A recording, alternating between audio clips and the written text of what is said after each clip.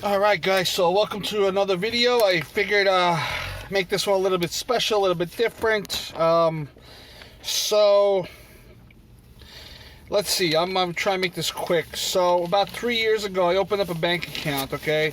Now I have an Americanized name and I have my Russian name. And I've never had an issue with this before. Mind you, I've been in the United States since 1989. I've never had an issue with this ever. Although this bank, Santander, seems to have an issue with that. They're saying that I am committing fraud. Trigger is off. That they are saying that I'm committing fraud against Paul, which is me, with the name with Pavel, which is also me. So I'm trying to figure out how I split myself up. So what happened was I never had like I opened up the account, I don't touch it, I don't use it. You know, if there was any type of issues, then there, you know, those issues should have been established earlier. The account was open for 3 years already. 3 years, not like 2 days or 3 months, but 3 years. You would expect someone to say, "Hey, Mr. Paul, we have a discrepancy. Can you please clarify why this is like this and why this is like that?" So my whole thing was in the beginning, a few days ago, when I did call, they said you have to go into a branch and you have to speak to the branch. To the branch. I was like, all right, no problem. I'll go to the branch, see what cleared this up.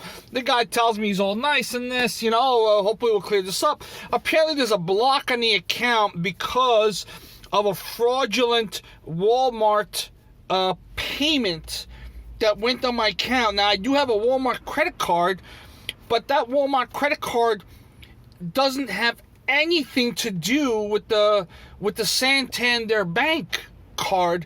I don't use the Santander Bank card or the account to pay for the Walmart credit card. I use a different bank for that. And when I guess maybe I don't remember it, but they said it was just recent, November. And that's probably why. So basically, in other words, what they did was they're telling me that my account is unable. It says unable to locate the account. I'm like, and the guy's looking at it and he's like, "Well, no, it's right there. The account is right there. So what's the problem?" So he says, "Okay, so we got to call the fraud department." I said, "All right, let's call the fraud department. Let's get them on the phone." The fraud department says, "Oh, you have to call customer service." I was like, "All right, no problem. Let's call customer service." All right. Customer service tells me you got to call the fraud department again. I said, "All right, well, let's try a second time." 3 times to the fraud department. 2 times to the customer service department. "Sir, you need to provide us an ID that identifies a person that's on the account." And I said, "Look, my name is Paul, American name, and my name is Pavel, which is my Russian name, my maiden name, whatever you want to call it, okay? The social security, the date of birth, the address, everything is identical. It's one person." Somehow they don't seem to understand that it's one person. So now they're telling me I have to go to higher courts to get an ID, which is going to be even more defraudulent than just me putting my name down as Paul, because my credit cards that I have, okay, my credit cards say Paul on them. They say Paul.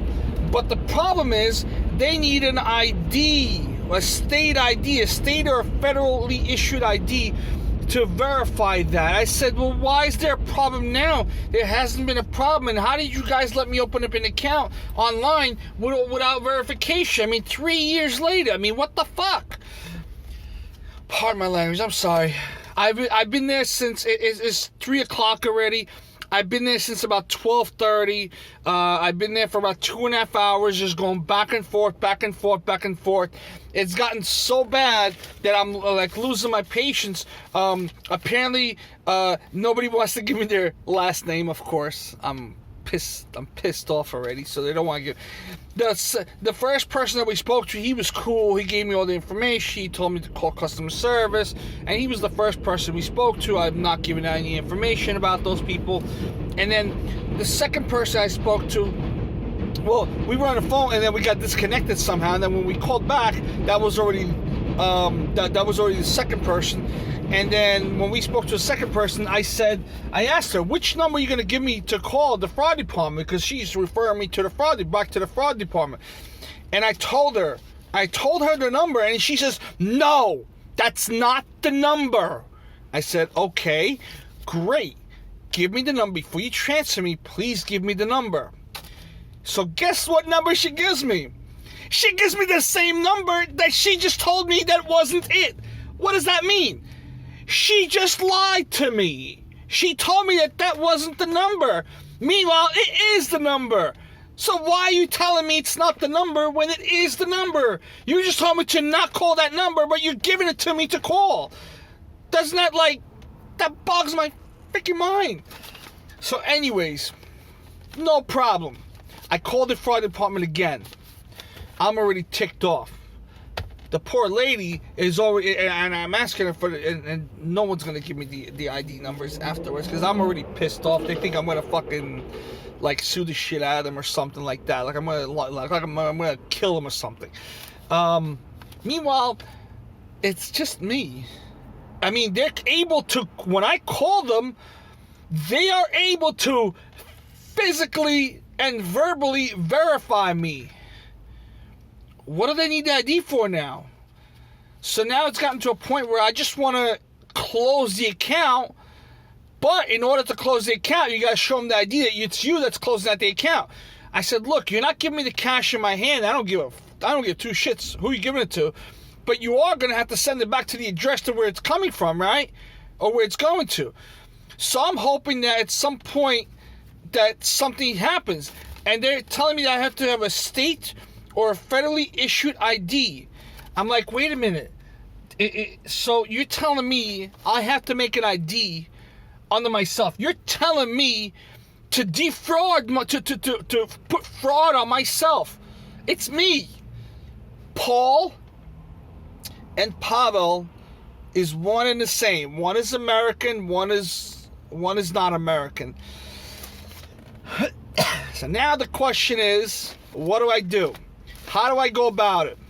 Freaking guy at the branch is fucking scared. They don't want to take the liability of giving me back my money because they say, well, that Paul is different. I say, well, wait a minute.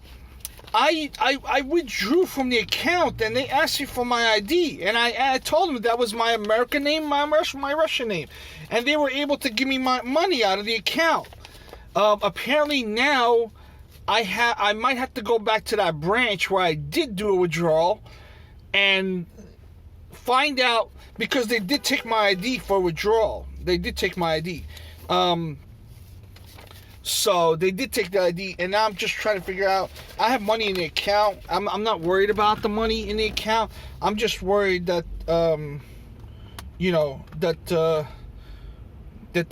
that's going to be an issue. You know what I mean? So for later on, because I opened the account under my Americanized name. You know what I mean? Yeah, I mean, it sucks, but I mean, if there was an issue, the issue should have been arised from day one. Like, hey, there's a discrepancy. The ID you gave us says Pavel, and the name that you're using is Paul. You just opened the account, fix it now. Versus 3 years later, now I'm having issues. So now I'm trying to figure out what to do. So if any one of you have ever had this issue of defrauding yourself, you just let me know, because all my credit cards are on the Paul.